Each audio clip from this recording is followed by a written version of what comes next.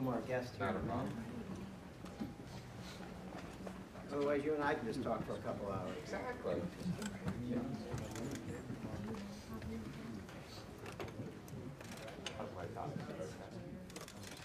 Better than mine.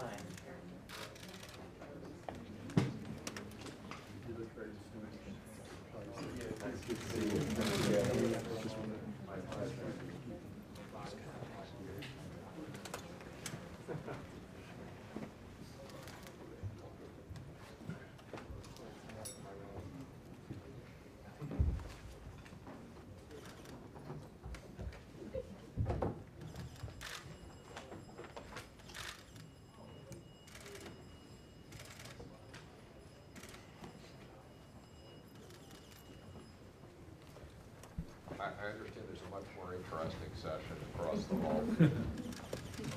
That's what happens when everything collapses on itself. Schedule.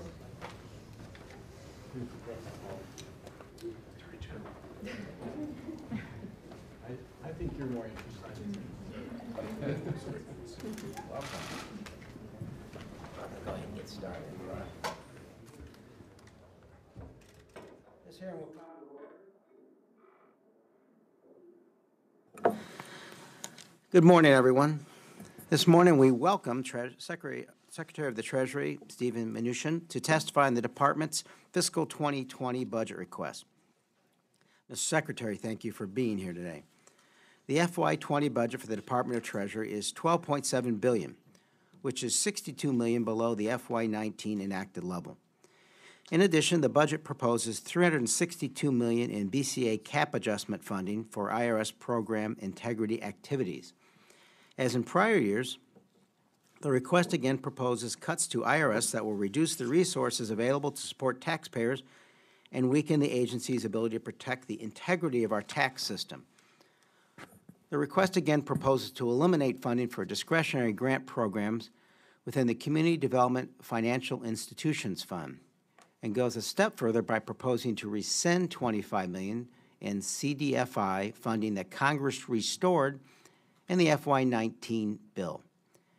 And it again slashes funding for the Special Inspector General for TARP by 24%, despite the continued obligation of billions of dollars for TARP programs that will continue into 2023. While there are many areas of concern in the administration's request, I do want to call attention to one bright spot. I am pleased to see the budget includes increases for both the Office of Terrorism and Financial Intelligence and the Financial Crimes Enforcement Network. I look forward to hearing from you today on how the Department plans to use these funds, in addition to the significant increases that Congress appropriated in FY18 and FY19 to enhance efforts to combat terrorism, financing, and money laundering, and to enforce economic and trade sanctions. Lastly, I must take this opportunity to comment on the Department's plan to divert up to $601 million from the Treasury Forfeiture Fund to pay for the construction of physical barriers along the southern border. I understand $242 million has already been transferred to the Department of Homeland Security. This is $242 million that could have been used to augment IRS criminal investigations. $242 million that could have been used to support Homeland Security investigations into financial crimes, money laundering, human trafficking, and intellectual property theft. $200 million that could have been used and spent on tools to help the Coast Guard team search for illegal drugs on board vessels at sea. The decision to redirect these funds toward border fencing recklessly undermines the ability of Treasury and Homeland Security to address known threats and instead use it for a symbolic campaign promise. Before I turn to our witness for his statement, I would like to recognize Mr. Graves for his opening remarks. Thank you, Mr. Graves. Thank you, Chairman Quigley. Welcome back, Secretary. It's good to have you back with us. And last time you were with our subcommittee, Congress had just passed the Tax Cut and Jobs Act. And in that, 15 months later, GDP continues to grow. Unemployment rate's at the lowest rate it's been in over 50 years now. The economy has added more than 5 million jobs since the President took office, and your team's been put to work. 80% of individuals now are paying lower taxes this year. Businesses have lower regulatory and compliance costs, and it's easier for families and business owners to file their taxes. Thanks to your leadership and the administration, we appreciate all you've done to get us to this point. But I do want to commend you, along with Treasury and the IRS staff, who've worked so hard to implement the tax reform for this filing season. I know it's been a tremendous amount of work for everybody, and Congress didn't make it much easier for you when we had just a little bit of a lapse of funding for about 30-plus days. I know that made it a little bit more challenging, but so far it seems tax filing season is proceeding without any notable problems, and if there are some, maybe you can highlight them for us today. But regarding the administration's budget proposal, I appreciate that you're making some important investments in the military and border security while making tough choices to reduce spending. That's across the board when we've seen this budget proposal. The debt nearly doubled under the previous administration. We sometimes forget how that occurred and when it occurred, but it did. It's a debt that has been inherited by this administration, and I appreciate what you've been doing, as well as the entire team with the Trump administration working within the budget limitations that Congress has placed on you. And I understand the request for the Treasury Department includes important investments in sanctions enforcement, national security reviews for foreign investments, cybersecurity, and IT infrastructure at the IRS, all very important investments, and thank you for your focus on that. And I look forward to working with Chairman Quigley in the days ahead as we formulate a budget that we know your department will have the sufficient resources necessary to carry out your mission. And Mr. Chairman, I'll be happy to yield back at this time, but thanks again for holding this hearing today. Thank you, Mr. Graves. Secretary, I thank you so much for being here today. Without objection, your full written testimony will be entered into the record.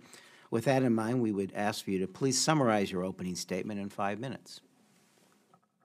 Thank you. It's a pleasure to be here with you today. Chairman Quigley, Ranking Member Graves, and members of the subcommittee, I'm pleased to join you today to discuss the President's fiscal 2020 budget and the priorities for the Treasury Department. I am proud to report that President Trump's program of tax cuts, regulatory relief, and improved trade deals is resulting in the strongest economic growth since 2005 and the best job markets in generations. I would like to highlight some key issues for you today. I would note that opportunity zones are a key component of the Tax Cut and Jobs Act. They will help more Americans benefit from our strong economy. Opportunity zones offer capital gains tax relief for investments in businesses in distressed communities. We are seeing a great deal of enthusiasm for this policy across the country. The administration is making trade a top priority. I urge all members of Congress to support the passage of the U.S.-Mexico-Canada Agreement. It will create the highest standards ever negotiated to protect intellectual property rights, provide strong support for small and medium-sized businesses, encourage manufacturing, open markets for American agricultural products. We are also making progress negotiating with China to rebalance our economic relationship, end unfair trade practices, open their economy to American companies, and protect our critical technology. Turning to the President's 2020 budget for the Treasury Department, it reflects our key goals of maintaining strong economic growth as well as protecting America's national security and technology infrastructure.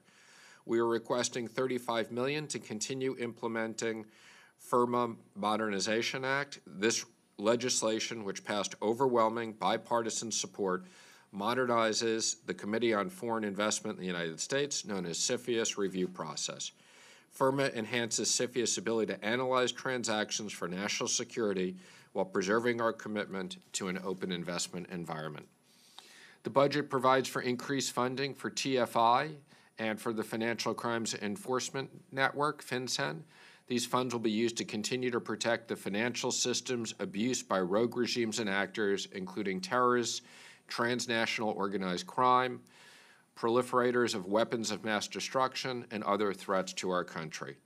The funding includes critical investment in information technology and mission support capabilities. It also supports the Terrorist Financing Targeting Center and implementation of the Countering America's Adversary Act, known as CATSA.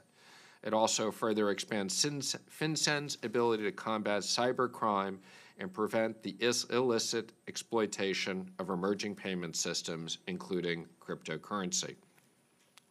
I'd like to highlight two other initiatives, which are modernizing the IRS and the proposed integrity cap adjustment.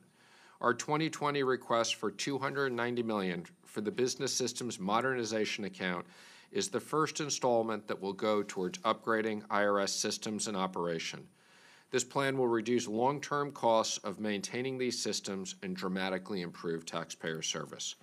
We are also requesting a program integrity cap to allow the IRS efficiently collect taxes, enforce our tax code, prevent fraud, including by modeling compliance risks and preventing identity theft.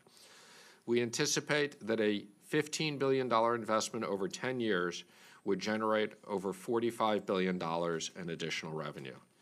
Finally, I would note the budget includes additional support for the Office of Critical Infrastructure, which is the protection and compliance policy to help Treasury identify and reduce emerging threats and vulnerability to our financial systems.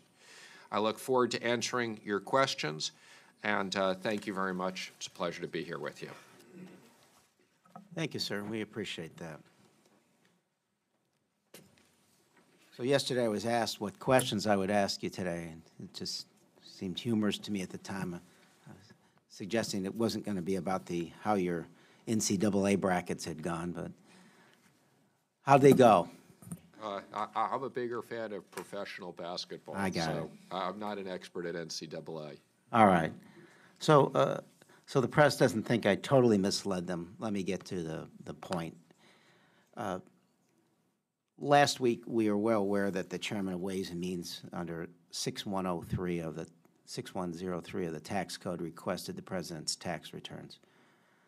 And we can get into the issue of what that answer should be, but at first, I think it's more important that we talk about who should make that decision, and with respect, whether or not you, Ms. Secretary, should be involved in that decision. We're aware of a long-standing delegation order that the Secretary does not get involved in taxpayer-specific matters, and that the IRS Commissioner has that responsibility. Quote, "The Commissioner of Internal Revenue shall be responsible for the administration and enforcement of the Internal Revenue laws." In addition, this is not a delegation that's easily revocable. Federal law provides that if you decide not to delegate such a power, that decision, that determination, shall not take effect until 30 days after you, Mr. Secretary, notifies the tax writing and other specified committees.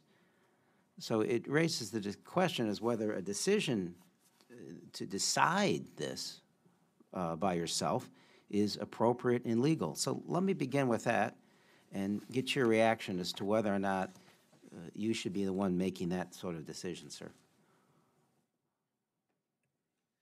Well, first, let me comment that I do look forward to talking about our budget. We're going to get there, sir. I'm not surprised on this question, so better we get this out. I wanted to surprise you with that first question, but it didn't work. You did surprise me on the first question. Let me just comment that, first of all, I want to acknowledge that we did receive the request, and as I've said in the past, when we received the request, it would be reviewed by our legal department, and it is our intent to follow the law, and that is in the process of being reviewed. Now, in regards to your specific question... So let me interject. I apologize. What part are they reviewing, whether or not, or whether your office should be the one that makes the ultimate decision? Are they reviewing whether or not you should make that decision as well, sir? It would be premature for me to comment specifically what they are reviewing on or what they're not reviewing on.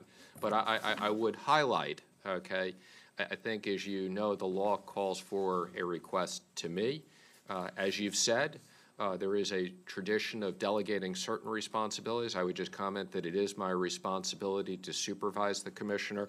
But again, I think it would be premature at this point to make any specific comments other than, as I've been consistent before in saying, it is being reviewed by the legal departments, and we look forward to responding to the letter. Well, in case they're curious, we can reference Treasury Order 150-10 and Section 6103, which talks about the disclosure to committees of Congress on these points. And we go back, that was April 22nd, 1982. The previous order dates back to St. Patrick's Day, 1955. So it would seem that the matters of who makes the decision is pretty clear.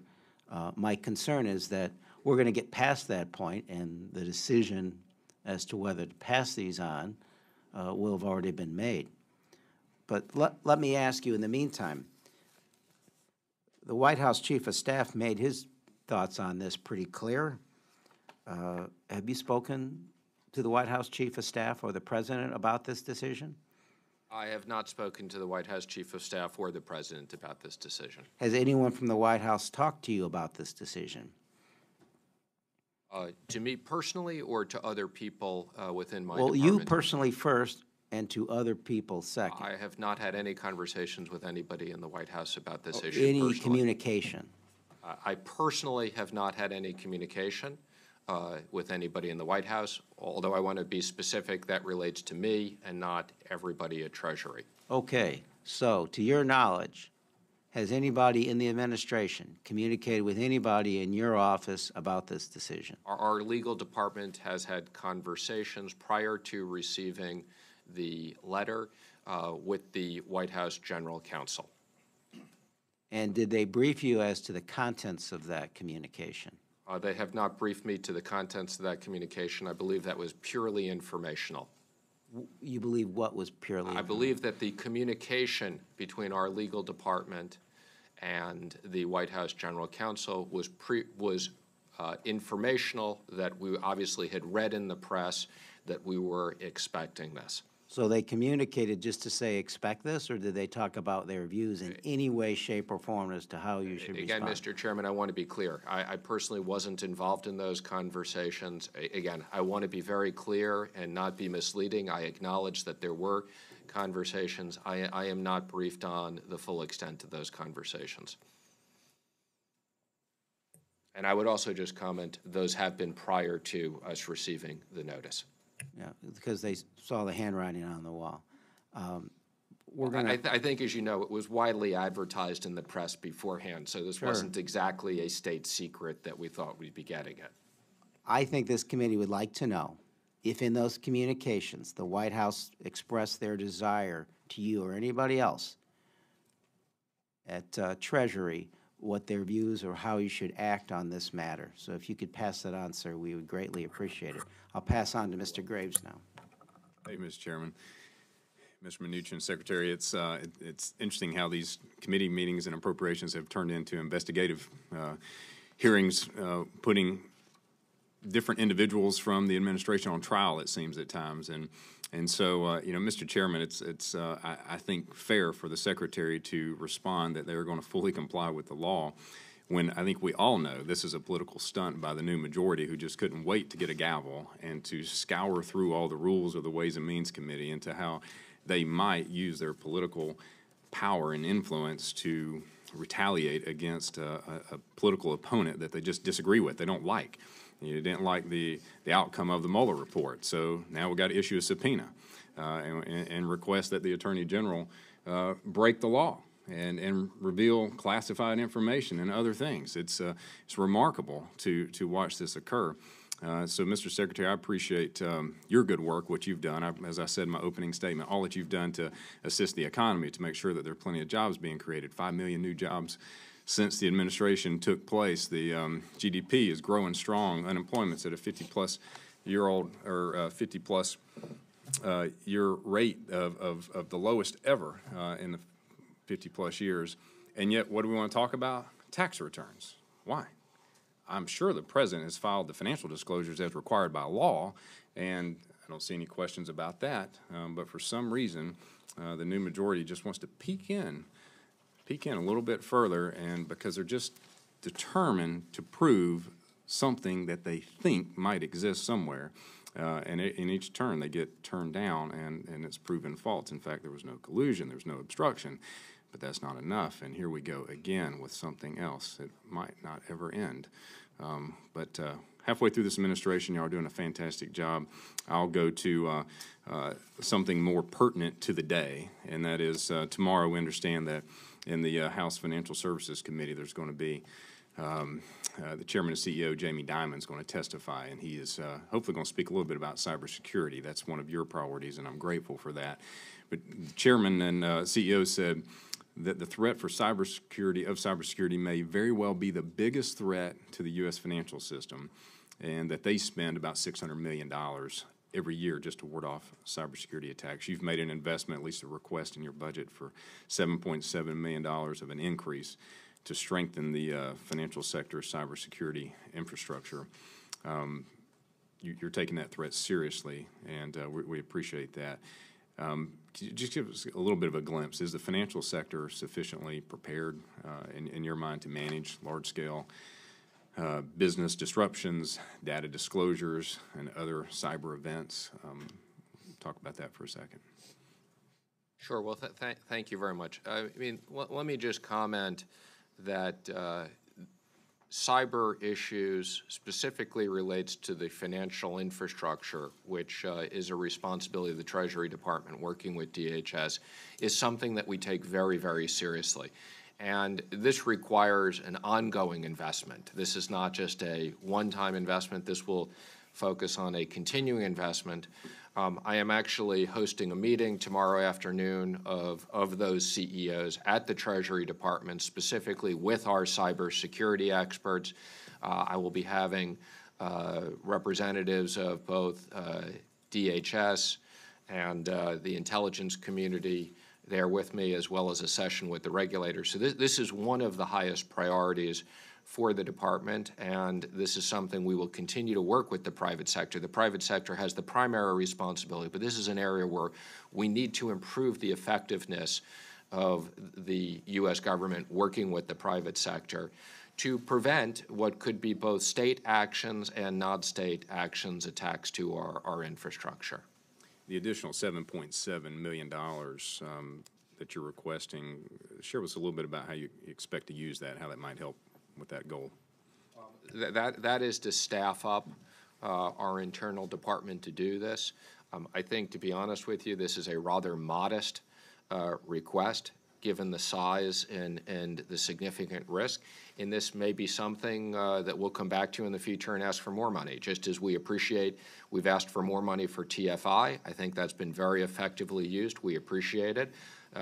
This is a modest investment and something we may come back to you because it's one of the most important areas. Great. Thank you, Secretary. Thanks for being here and joining us today. Thank you, Mr. Chairman.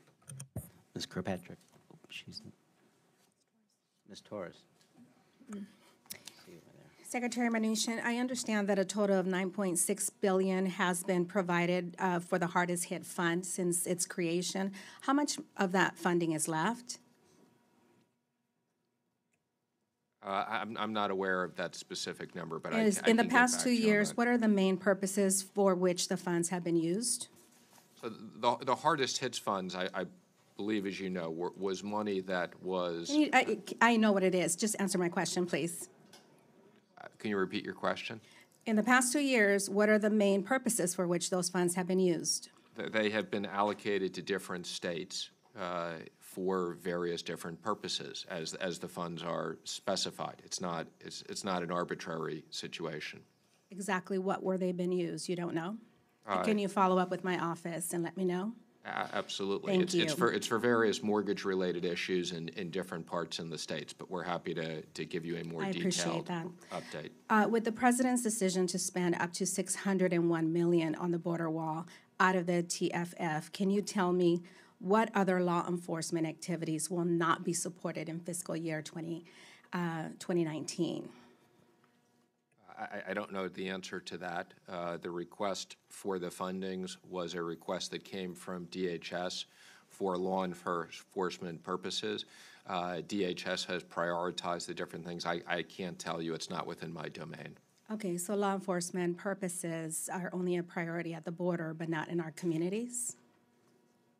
Again, those are law enforcement purposes are not within the Treasury's domain as it relates to these issues. We transferred the funds and DHS has prioritized them.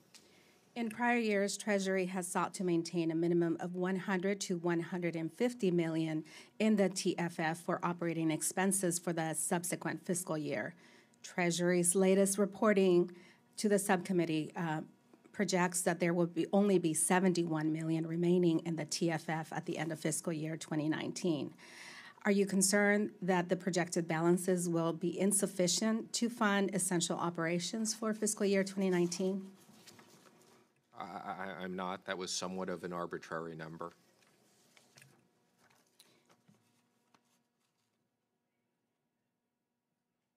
I'm sorry, I thought I answered. I said I'm not concerned. The 100 million was a somewhat of an arbitrary number.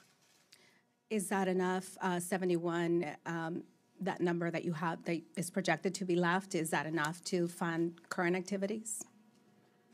I believe it could, but we'll look at that in the context of our overall funding. Okay, moving on to CDFIs. In California's 35th District, which I represent, there are 252 loans and investments that were made using resources supplied by CDFI funding, totaling nearly 37 million. This means that more for small family-owned businesses. In crafting the fiscal year 2020 budget, you had a fantastic opportunity to change, the fact that there are cuts to this program, but you didn't. You're proposing a 94% decrease. Can you tell me why? Sure. Well, let me just acknowledge that I do believe that the CDFI program does make significant contributions to certain communities, and I've seen this firsthand, both in my role at Treasury and my prior experience. This was just a difficult decision of allocating money between different priorities within the Treasury, and we look forward to working with you and the committee as you ultimately decide how we spend the money. I just want to clarify, certain communities are the communities that I represent, which are made up of the working poor. These are people that are working 2 or 3 jobs, that don't have a checking account that can match yours or anyone else in this room, probably. So these programs are critical, and I hope that we can find a way to make it work so that they don't have to suffer, these programs don't have to suffer a 94% cut. I appreciate that, and as I said, I've seen firsthand the benefit of many of these programs, so we look forward to working with you and the rest of the committee. I only have 5 minutes. I don't have time for niceties, so I apologize for just getting on. Thank you. Ms. Stewart. Thank you, Mr. Chairman, Mr. Secretary. Thank you for being here. We appreciate the time you take and look at the oversight by Congress is a fundamental constitutional prerogative. It's something that's important, and these hearings are an important part of that. I do have a few questions I'd like to bore down on. Before I do, I can't not address the elephant in the room, and that's the conversation already. And express my view and concerns about this, and that's the push for tax returns, which I just think is political nonsense. I think most Americans can see it for what it is, and it's just politically motivated intrusion into basic fairness and basic privacy. And if that's not true, then I'd ask, did Chairman of Ways and Means release his tax returns? Has other members of and chairmen and chairwomen of other committees release their tax returns? Did the Clinton Foundation or former secretary release their tax returns? Why isn't every member of Congress and every senator required to release their tax returns? And the answer is because we have an expectation of right and a right of privacy. And you're right. The Chairman of Ways and Means has, in a confined way, the authority to request these. But it's got to be for a legitimate legislative purpose. And I would challenge anyone when asking for these tax returns to define what that legislative purpose is. What are they investigating? And I think it's exactly what the ranking member said. This is nothing more than they disagree with an individual on their policies and their programs and their politics, and they want to punish that person. And this is the only way they can do it. They've been trying for 2 years, and it has failed and failed and failed, and so they'll say, well, let's try tax returns. Maybe there's something there. We have no evidence that there's anything nefarious. We have no evidence that there's any wrongdoing, but maybe we'll find something. And if you're going to have that be your standard, then have that be your standard for every member of Congress or for any other American citizen. And I think most Americans reject that. There's the only way the only way this works is if there's American people trust the IRS and trust that this information will be held private. And if it's not, if that's violated, then people will quit complying. And as we rely on voluntary compliance by and large for our tax policy and those programs to be implemented, that will dissolve underneath us if people lose that basic sense of fairness. And that's the only thing this will do, is dissolve that basic sense of fairness, that people are treated the same regardless of what position they may have or regardless of their politics. So once again, what is the legislative purpose of requesting these tax returns? What are you investigating? What crime or misdeed are you alleging here? And if you don't have the answer to that question, then you have no right to pursue this. We sent you a letter, and I know you've received hundreds, I suppose, letters. I don't expect you to recall this off the top of your head, but I would like you to answer back if you could and maybe follow up with this. I have supported sanctions against Russia in almost every fashion. I think they're a very important tool for us to punish them and to change their behavior regarding America's interest. The Countering Americans' Adversaries Through Sanctions Act was one I supported. It includes sanctions on financial services, energy, and defense. We have vigorously sanctioned in those areas. It also authorizes sanctions in metals and mining, and we haven't done any of that at all. Mr. Secretary, we sent you a letter last fall requesting that you look at the sanctioning Russian potash. Now, this is important to me because the only potash producer in the entire country is in my district. And I was wondering if you could give us an update on a response to that letter and what your views are regarding our concerns in that letter. Sure. Well, first of all, let me just say I actually do make a point of trying to read all the letters that come in, and I can't always recall all of them, so that's why my staff appropriately just gave me copies of this. But let me just first acknowledge sanctions are a very important tool. We've used them, I believe, very effectively against Russia. We will continue to use them against Russia for bad behavior, to try to change behavior. I want to be careful in a public setting that we don't comment on future sanctions, but I can assure you that my office will follow up. Your request is something we're taking very seriously, and without implying we're going to do something or not do something because I don't want to publicize it, I can assure you we're taking your request very seriously. Okay, and my time has expired, but I would add this. Thank you for taking it seriously. We sent this letter nearly 6 months ago. Whether you agree or disagree, I do think that you owe us a response on this. So we would look forward to your formal response to this request. And Chairman, thank you, and I yield back. I think we actually did respond to it, so I apologize if there's been some confusion on that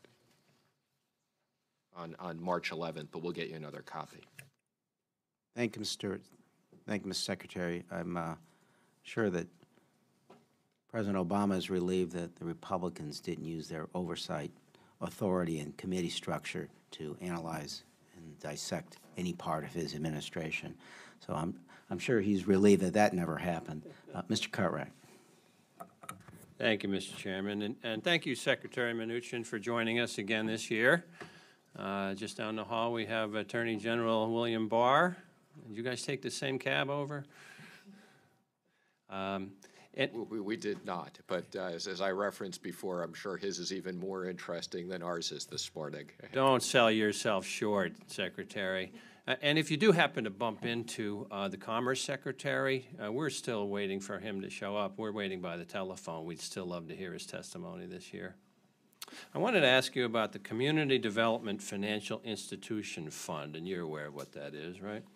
The administration has proposed essentially eliminating that fund by reducing funding from $250 million in fiscal year 2019 down to $14 million for the year going forward. That's a 94% decrease, and by my way of thinking, it represents pretty much a complete abandonment of that program by the administration. In previous years, the administration has justified these kinds of drastic cuts by stating that the CDFI industry, quote, has matured, unquote, and that, quote, "these institutions should have access to private capital needed to build capacity, extend credit, and provide financial services to the communities they serve," unquote. My question for you is, I'd like to know the basis for your conclusion regarding the relative maturity of the CDFI industry. Has there been a report or a study done by your agency that assesses the likelihood of private investors filling that gap left by defunding CDFI? Mr. Cartwright, Mrs. Torres just asked me a similar question on this. So again, I apologize you didn't hear, but let me reiterate what I said, which is, first of all, I do want to acknowledge that I do think the CDFI funds provide many benefits to many communities, that our decision here was based upon making difficult decisions on funding various different programs across the Treasury Department, and we look forward to working with you and the rest of the committee on specific allocations.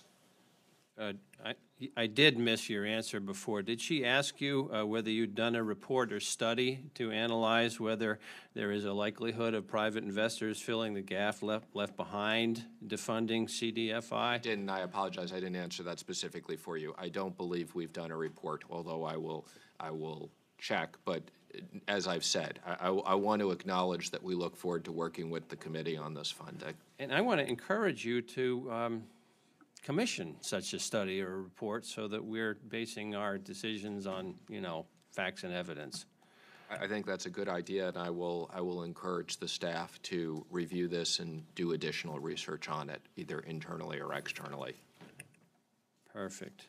The National Association of Federally Insured Credit Unions issued a statement opposing that elimination of CDFI funding. Did you see that?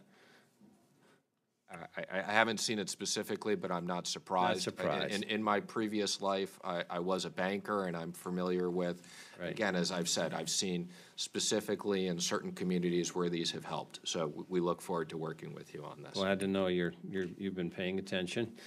They said this: without the CDFI fund grant program, many CDFI credit unions would not have been able to offer new products and loans that provide financial stability for members and their families, unquote. And this statement seems to contradict your position that the CDFI industry has fully matured. What do you know about the CDFI industry that the NAFCU apparently doesn't know? Do you believe that you're in a better position to judge the maturity of the CDFI industry than CDFI credit unions themselves? I suppose the answer to that is all wrapped up on in the study that I hope you're going to commission. Yes, and let me just acknowledge whether the industry has matured or the industry hasn't matured. Like many other programs, even if it's matured, there could still be benefits of certain things. Again, this was a difficult decision on funding across various different programs, and we look forward to working with you. And perhaps given the popularity of this program within certain areas of Congress, we'll reconsider it if it's funded and how we propose it in next year's budget. Okay, so operating without studies or analyses, you're working on assumptions. And my question is, how many other aspects of the Treasury's proposed budget are also based only on assumptions? And how much credence should we be putting in this administration's budget based on assumptions and not facts and evidence? I'd be happy to discuss any of the specifics with you on any of the requests. Obviously, with an entire department, there's certain things I'm personally very involved with. If you want to talk about IRS modernization, that's something I'm very interested in. The TFI funding, there's many things I can comment on the specifics of and how we've reached the decision, but obviously not every single line item itself. Well, thank you, Mr. Secretary, and my time is up. Yield back, Mr. Chairman. Thank you. The gentleman from Ohio, Mr. Joyce. Thank you, Mr. Chairman. And thank you very much, Secretary Mnuchin, for taking the time to be with us this morning. Last year, I was not a member of this committee, subcommittee, but during subcommittee hearing on the budget, I had discussed an issue of which the next day you came out and talked out. I really wish we would have flipped it by a day. It would have probably been very helpful. But it's regarding the issue of access to banking for the cannabis industry. And you described that conflict as untenable. Just last year, you stated that reviewing the existing guidance referring to the 2014 policy memo meant to provide direction for banks on how to service cannabis businesses. If I can quote you for a moment, we do want to find a solution to make sure that the businesses that have large access to cash have a way to get them into a depository institution for it to be safe. I couldn't agree with you more, sir. My 25 years as a prosecutor, I think there's a horrible situation that's sitting out there, and we need to get that. But I've taken to introduce some legislation to clarify the existing discrepancy between state and federal cannabis laws. While I'm not asking you for an official position on my bill, I'd like to hear your thoughts on how this body can be more helpful when it comes to banking access for legitimate cannabis businesses. And I'd really like to work with you because I believe you're right on this, and the current situation is untenable. So who on your senior staff could we work with to try to find some solutions for both of us? I'd be pleased to follow up with you directly and bring a team up. Again, without having a policy view on the conflict of federal law versus state law, for many areas that fall under the Treasury Department, this creates a significant conflict. Everything from the IRS, which wants to collect taxes and has to build specific cash rooms to hold cash, to me working with the banking regulators, where there are conflicts. So I would encourage this is something that we're happy to, we're not taking a policy position on the conflict of federal versus state, but this is something that it does create a conflict in our ability to administer many areas. Certainly, if you went and spent $20,000 cash on a car, you'd kick off a SARS, and if you come in to pay your taxes with $100,000 in cash, please come on in. You know, we'll gladly accept it. That, to me, doesn't make any sense. It needs to be something we need to work to cure, and I look forward to working with you on that. But Treasury has issued guidance clarifying that certain tax-exempt bonds maintain tax-exempt status when refinanced, but has not yet issued such guidance for the tribal economic development bonds. Tribes are beginning the process of refinancing their bonds now, and in the absence of such guidance, will face significant and unanticipated cost increases. Does Treasury still intend to issue such guidance, and if so, will you please do so and expedite its completion?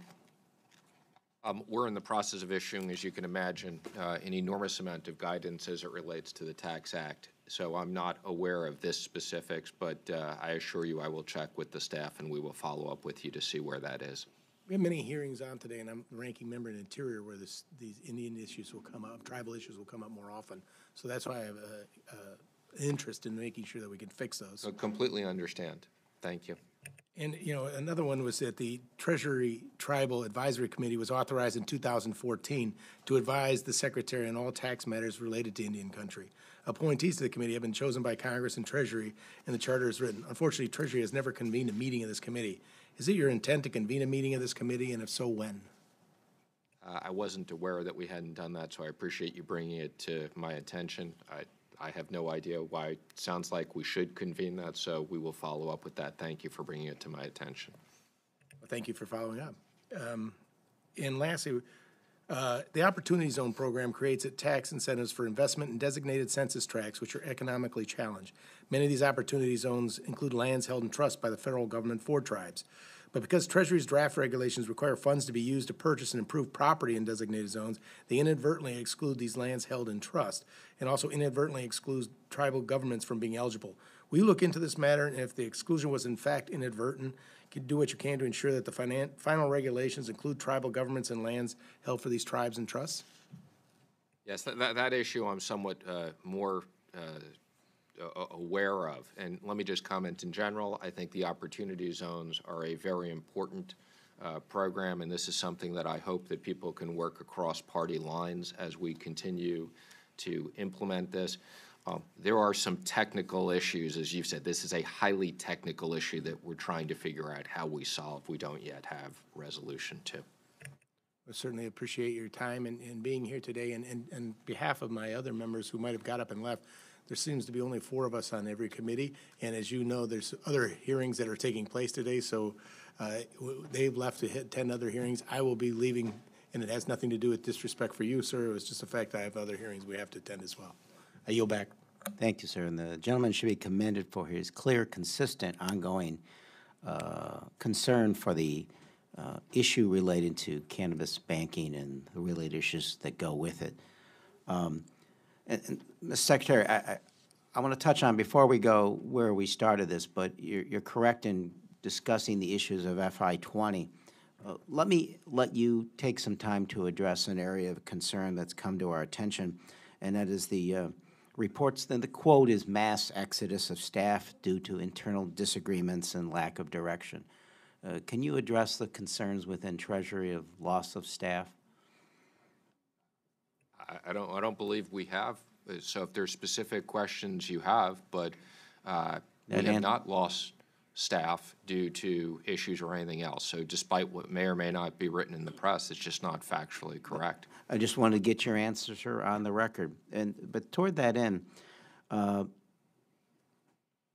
2020 proposes to cut funding for the Treasury Inspector General for Tax Administration by $4.25 million, and to hold the Treasury Inspector General at flat funding despite the extraordinary growth in funding for other department offices, including a $41.4 million increase for department salaries and expenses, 7.7 for Office of Terrorism and Financial Intelligence.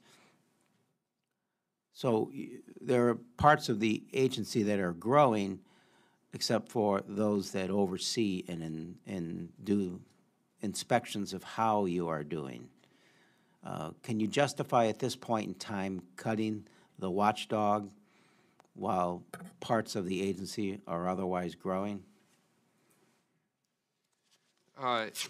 Again, we'd be happy to follow up with your staff on the specifics of any of this. So I think when you drill down into the numbers, you can't just look at the headline number. You have to look at, in the case of the departmental offices, as I said, it's specific increases in areas like CFIUS and others that are for national security. As it relates to the Inspector Generals, I fully support the role of the Inspector Generals in the department, both in taxes and in other areas. And again, we'd be happy to go through the specifics of how these were built and the recommendations. What's your initial reaction to the fact that at least one of those Inspector General offices is going to be cut and the other one will get flat funding? I can't imagine anyone believes that their agency is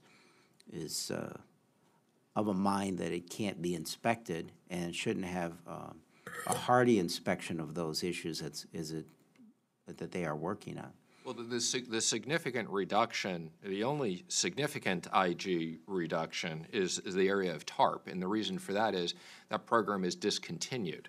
So still has programs that are going to be operating, funding through for some period of time, though, right? And again, we're happy to go through the specifics, but those ongoing programs are overseen by other people, okay, outside of the Treasury Department and have very specific reporting requirements. So again, we're happy to sit down with your staff and go through any of the specifics. I want to acknowledge we think that the IG's role, particularly I would comment in the area of tax administration is very important.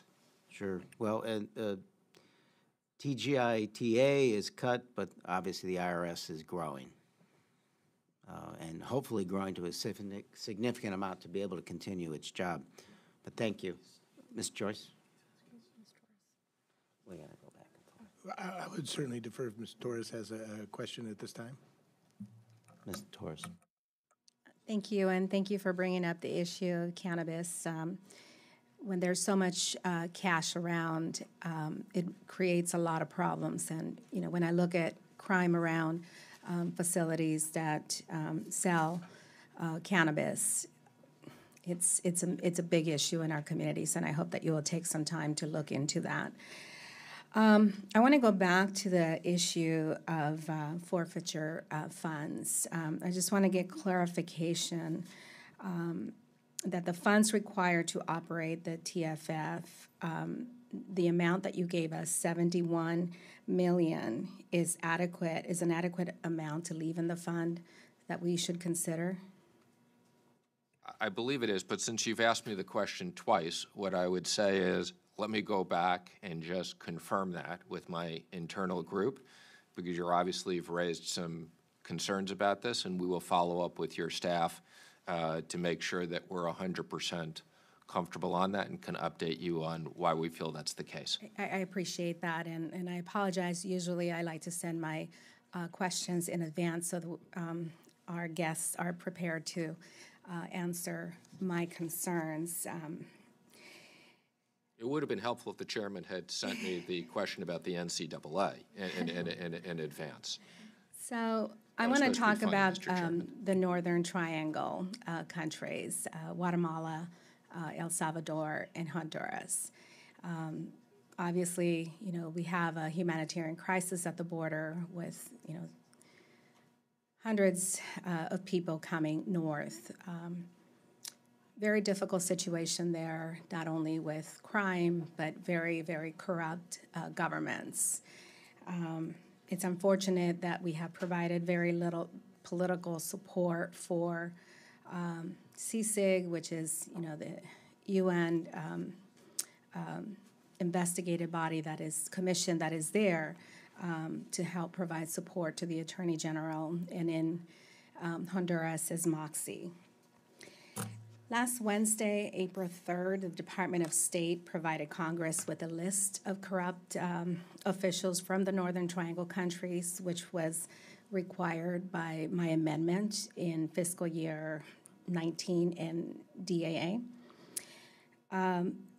As I've already said publicly, I was very disappointed with that list.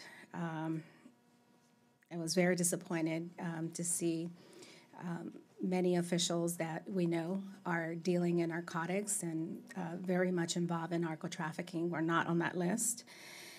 So, Mr. Secretary, given the very short list that we have, do you see any reason why those individuals on such a list, which was created by this Department of State, should not be sanctioned under the Magnitsky Act? In general, let me just comment, I work very closely with Secretary Pompeo and the State Department on many issues and the sanctions. I'm not familiar with this list per se. I will follow up with the Secretary and both to understand the list and review if it's appropriate for sanctions.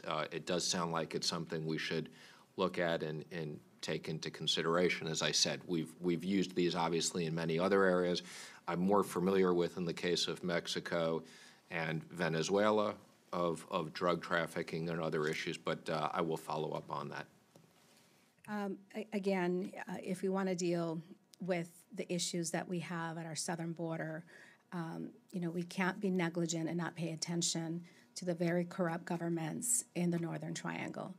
The reason why these people are fleeing is because there's no justice, there's no access to justice, and their governments are stealing funding that should be available to create programs for education. And I hate to continue to devastate other budgets that are critically needed in our communities, like the forfeiture funding, to build the wall when the answer is right in front of us, and that is dealing with the corrupt people. They should not have a visa, and they should not have access to our financial institutions here in the U.S., not when we know, and we're very clear, that they are dealing and they are known narco traffickers.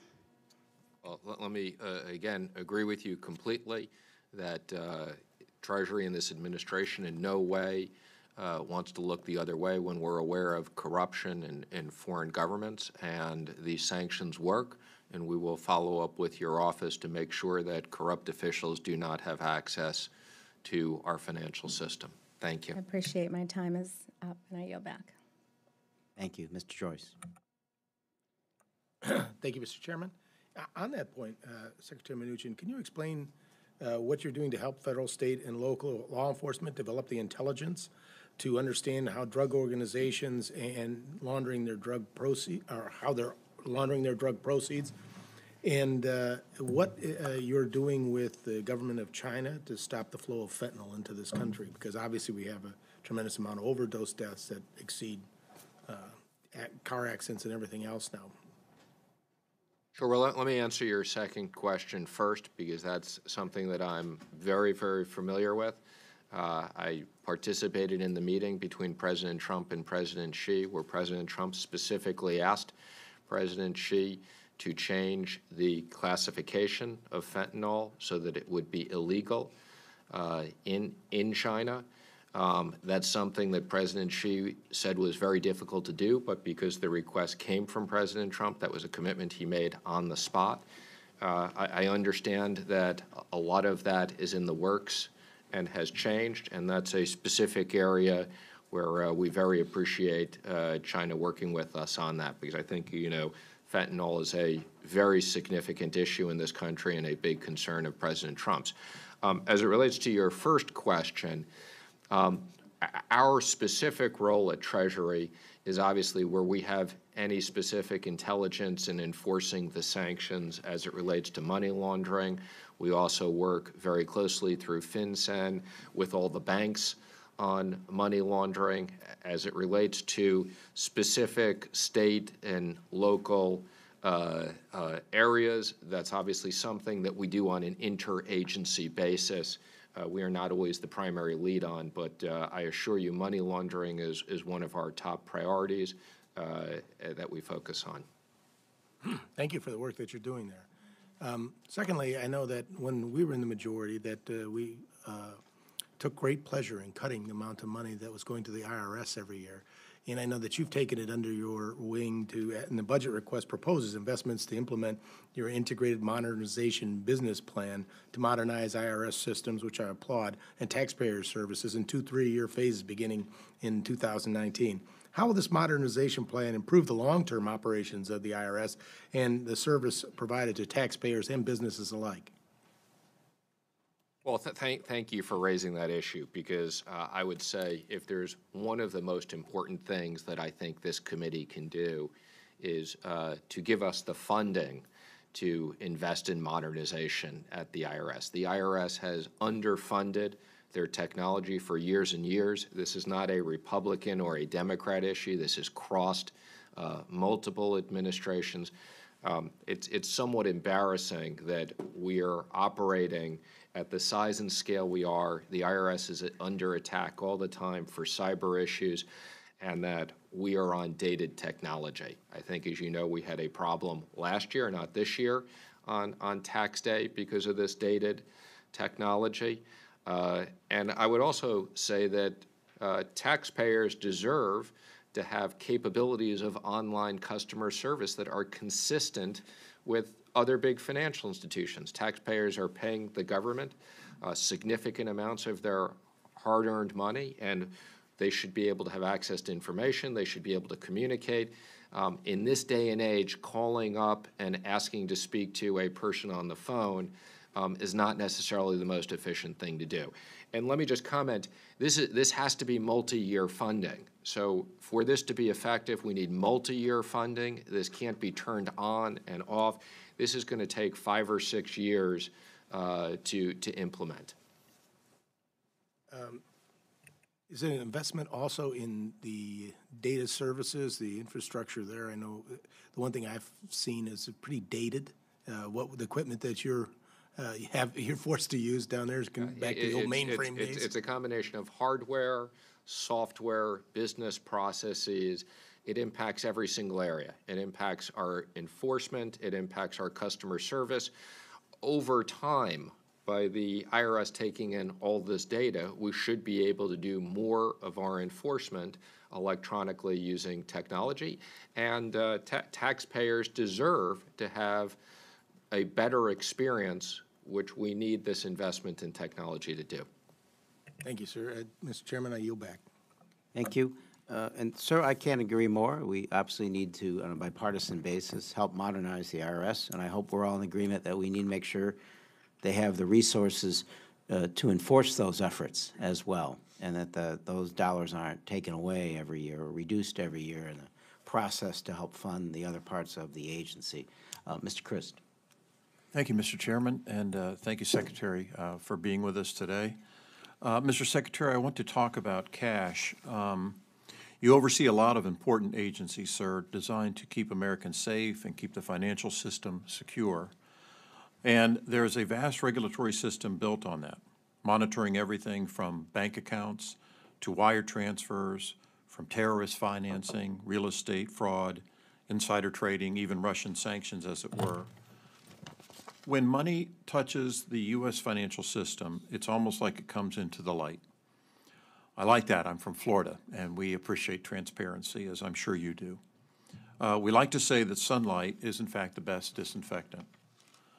I'm grateful to all of the folks at Treasury who are utilizing financial regulations to find the bad guys, throw them in jail, keep the American people safe. They have a lot of tools, and they know how to use them and use them well. But this is a question about cash. Would you briefly explain to me, from a law enforcement perspective, what happens when markets exist in cash only?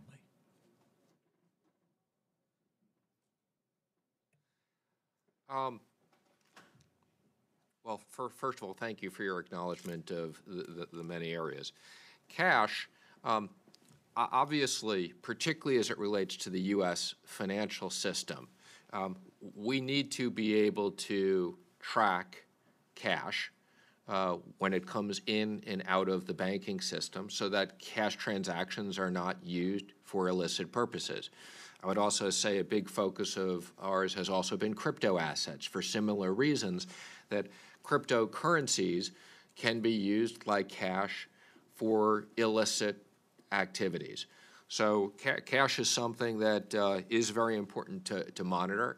On the other hand, I do just want to acknowledge, despite the world that we live in, which is going more and more digital, the worldwide demand for U.S. cash is significant. And we, being the reserve currency of the world, we have to be careful in being able to properly enforce and monitor these cash transactions with that. Yes, sir. It seems like from a financial crime standpoint, money laundering, tax evasion, even armed robbery, cash only isn't great. It seems like as policymakers, you and I would want to steer commerce out of the all-cash space and into regulated space. Would you agree with that by and large?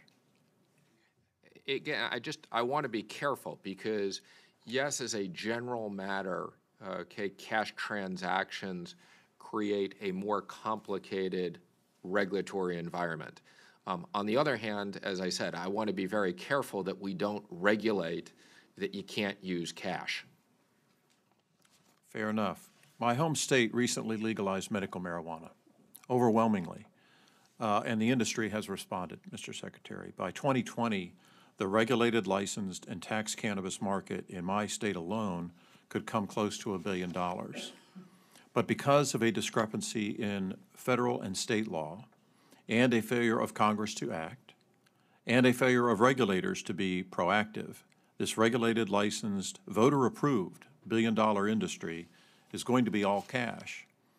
I note a 5.86% increase requested for Financial Crimes Enforcement Network, or FinCEN. I assume this increase is because you all want to catch more bad guys and make families more safe.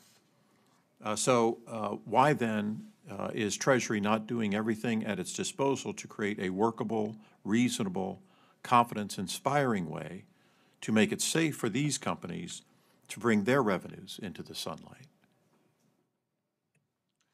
Mr. Chris, we've had a few other comments on this earlier. So again, let me just say, I hope this is something this committee can, on a bipartisan basis, work with, since there's people on both sides of the aisle that share these concerns. I will just say, I don't believe this is a failure of the regulators. I want to defend the regulators on this issue.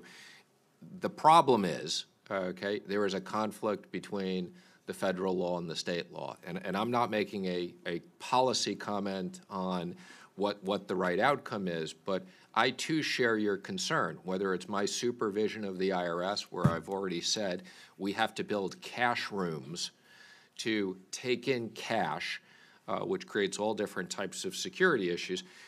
There is not a Treasury solution to this. There is not a regulator solution to this.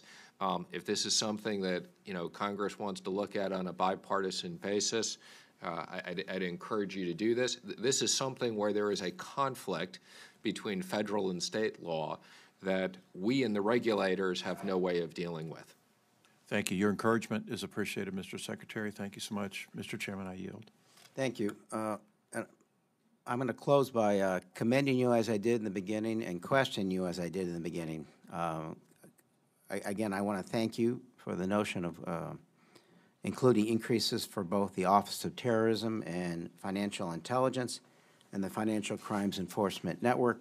We want to work with you to make sure we use those precious resources appropriately. Mr. Chris talked about transparency. He was quoting the people of Florida, but it's actually Justice Brandeis that sunshine is the best of disinfectants. Respectfully, sir, I would disagree with you in the notion that your office should be reviewing this decision, the request coming from Chairman of Ways and Means at all. But in the final analysis, I think you need to appreciate the fact, and I'm asking you if you do, what Mr. Chris brought up. There's a reason that presidents release their tax returns, right? There's a reason these regulations were put in place and the ability to do this. And it's certainly not anything novel has been suggested recently. Richard Nixon, Gerald Ford, Nelson Rockefeller all had congressional hearings relating to their tax returns. There's something you trade off when you do what the President of the United States does. And it's generally the notion that the public has a right to know and make the decision on their own whether a lawmaker is making a decision based on their own interest or on someone else's. Sir, would you acknowledge there's a reason these presidents release their returns and that this call for transparency matters at this time in our nation's history? Well, I believe that these presidents release their returns on a voluntary basis. I'm not aware of that there's any law that required them to. Well, would you acknowledge that there is a reason they did it? I mean, that they're not doing it to show people how to fill out a tax return if you're the president? Again, they made individual decisions. I would just also like to say there is a requirement for presidents to have financial disclosure. I believe that this president has complied with that, as other people. And the general public, when they elected President Trump, made the decision to elect him without his tax returns being released. Now, since we opened with this, okay, I guess I just can't help. We can do better with an answer. I just can't help but say, since you made the comment on President Obama and being looked at, I am sure there are many prominent Democrats who are relieved that when Kevin Brady was chairman of the committee that he didn't request specific returns. But anyway, it is a pleasure to be here with you today. And President Obama released visitor records. President Obama was more transparent than the last 10 presidents. I wasn't referring to presidents. I was referring to other members of Congress, prominent Democratic people who may support people, ordinary taxpayers. But in any event, it is a pleasure to be here with you today to address the funding, and we look forward to working with you on many of these bipartisan issues. And this is a technical question that someone asked. Will you submit DHS's request for funding for the record? I assume we'd be more than happy to do that. Just make sure I check on that, but I don't see any reason why that wouldn't be the case. Very good. Thank you. This meeting is adjourned.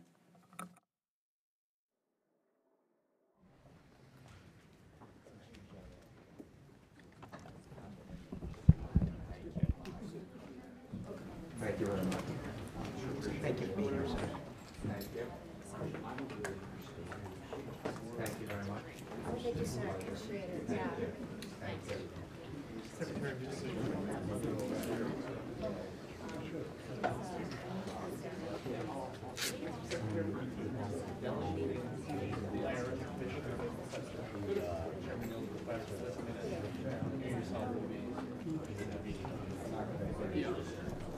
Well, I had to ask.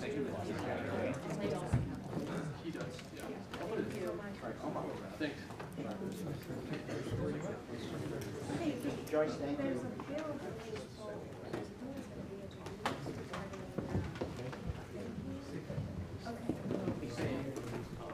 Yeah. Right.